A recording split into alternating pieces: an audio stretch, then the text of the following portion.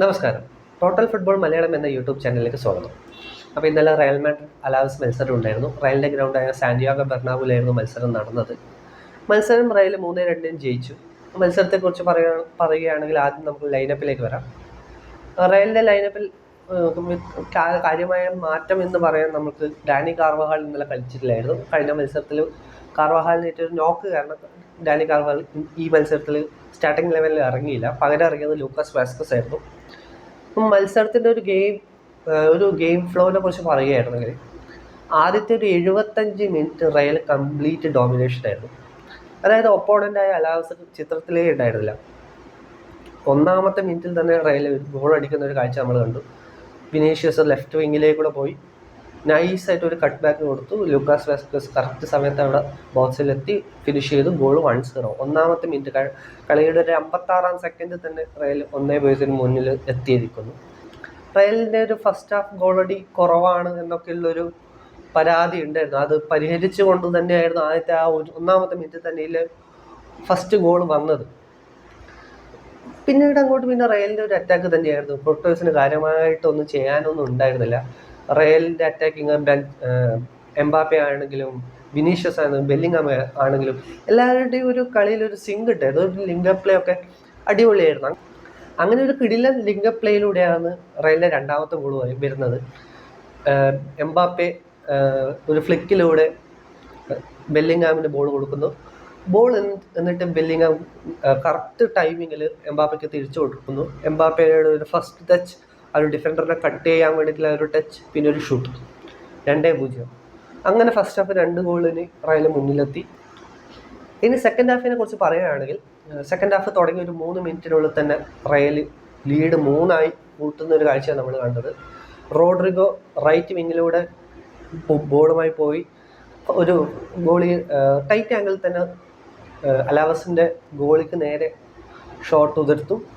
Shot ഗോളിയുടെ കാലിൻ്റെ ഇടയിലേക്ക് പോയി ഗോളാവുന്ന ഒരു കാഴ്ചയാണ് നമ്മൾ കണ്ടത്. അങ്ങനെ ഒരു 70-ാം മിനിറ്റ് വരെ റയലിൻ്റെ കംപ്ലീറ്റ് ഡോമിനേഷൻ ആയിരുന്നു.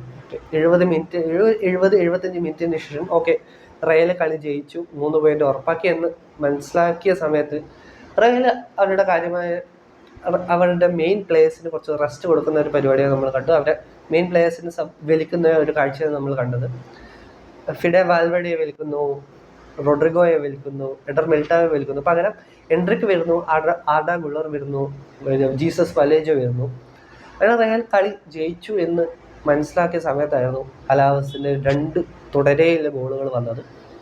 85-ാം മിനിറ്റിലും 86-ാം മിനിറ്റിലും റയൽ സ്വിച്ച് ഓഫ് ചെയ്തു എന്ന് നമ്മൾക്ക് തോന്നുകയോ, നമ്മൾക്ക് കളി കാണുമ്പോൾ തന്നെ തോന്നിയോ റയൽ സ്വിച്ച് ഓഫ് ചെയ്തു.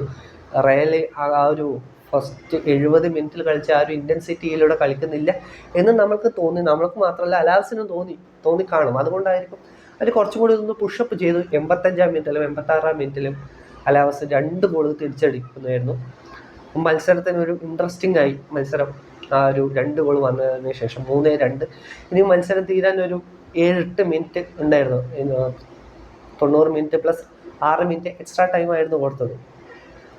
അപ്പോൾ മത്സരം കുറച്ചും കൂടി ഇൻട്രസ്റ്റിംഗ് ആയി. റയൽ ഈ കളി കൈവിട്ട് പോകുമോ, ആ ഉറപ്പിച്ച 3 പോയിന്റ് റയൽ കൈവിട്ട് പോകുമോ എന്ന് തോന്നലുണ്ടാക്കുകയായിരുന്നു. പക്ഷെ അവർ മാനേജ് ചെയ്തു. ആ ഒരു അവസാന നിമിഷത്തെ അലാവസിൻ്റെ ആ ഒരു അറ്റാക്ക്, ഈക്വലൈസറിന് വേണ്ടിയിട്ടുള്ള അറ്റാക്ക് റയൽ മാനേജ് ചെയ്യുന്നൊരു കാഴ്ചയാണ് നമ്മൾ കണ്ടത്. റയൽ 3-2 ജയിച്ചു. ഒരു മാഡ്രിഡ് ആരാധകൻ എന്ന നിലയിൽ ഞാൻ ആ ഒരു ആദ്യത്തെ 70-75 മിനിറ്റിൽ കണ്ടത് വെച്ച് സാറ്റിസ്ഫൈഡ് ആണ്. എന്നാൽ ആ അവസാനം വഴങ്ങിയ 2 ഗോൾ നമുക്ക് ഒഴിവാക്കാൻ പറ്റുമായിരുന്നു. പക്ഷേ ആ മത്സരം അങ്ങനെ അവസാനിച്ചു, 3-2 അവസാനിച്ചു. അടുത്തത് മാഡ്രിഡ് ഡെർബിയാണ്. വാൻഡ മെട്രോപൊളിറ്റാനോയിലാണ് കളി. അത്ലറ്റിക്കോ മാഡ്രിഡിൻ്റെ ഗ്രൗണ്ടിലാണ് കളി നടക്കുന്നത്. മത്സരത്തിന് ശേഷം കെയ്ലിയൻ എംബാപ്പയ്ക്ക് ഒരു കാലിൻ്റെ ഹാംസ്ട്രിങ്ങിന് ചെറിയൊരു പ്രശ്നം ഉണ്ടോ എന്നൊരു ഡൗട്ട് ഉണ്ട്. ടെസ്റ്റ് ക്യാരി ഔട്ട് ചെയ്യുന്നു. എന്താ അതിൻ്റെ റിസൾട്ട് എന്ന് ഇതുവരെയായിട്ട് പറയാൻ പറ്റില്ല. കെയ്ലിയൻ എംബാപ്പെ ഒരു ഡൗട്ടാണെന്ന് അത് തോന്നുന്നു മാഡ്രിഡ് ഡെർബിക്ക്. അത് റയലിനൊരു വലിയ നഷ്ടമായിരുന്നു. അപ്പോൾ മറ്റൊരു വീഡിയോയിൽ മറ്റൊരു മത്സരത്തിൻ്റെ വിശേഷമായി നമുക്ക് വീണ്ടും കാണാം. നന്ദി, നമസ്കാരം.